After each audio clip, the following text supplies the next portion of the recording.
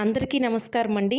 ఈరోజు వీడియోలో శ్రావణ మాసం వస్తుంది కదా. ఈ శ్రావణ మాసంలో ప్రతి ఒక్కళ్ళు కూడా చక్కగా లక్ష్మీదేవిని పూజించి లక్ష్మీదేవి కటాక్షం పొందాలని ఎన్నో ప్రయత్నాలు చేస్తూ ఉంటారు.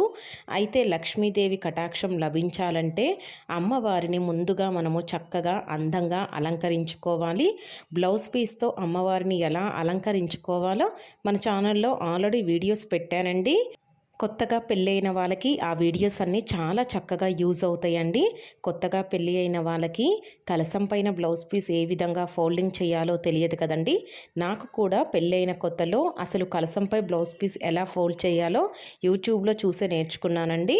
మీలో ఎవరైనా కూడా బ్లౌజ్ పీస్ ఏ విధంగా ఫోల్డింగ్ చేయాలో తెలియకపోతే మన ఛానల్లో వీడియోస్ దగ్గర పెట్టుకొని మీరు కూడా చక్కగా బ్లౌజ్ ఫోల్డింగ్ అనేది చేసుకోవచ్చండి. అలానే శ్రావణ మాసం వస్తే చాలు ప్రతి ఇల్లు కూడా పూజలు, వ్రతాలు, నోములతో నిండిపోతూ ఉంటుంది కదండి. మన ఛానల్లో వరలక్ష్మి వ్రతం ఎలా చేయాలి, శ్రావణ శుక్రవారం పూజ ఎలా చేయాలి, వీటన్నింటి గురించి చక్కగా వివరాలన్నీ పెట్టారండి. వీడియోస్ అన్నీ తప్పకుండా చూడండి. అలానే ఈ వీడియో కనుక మీకు నచ్చితే మాత్రం మన ఛానల్ని తప్పకుండా సబ్స్క్రైబ్ చేసుకోండి.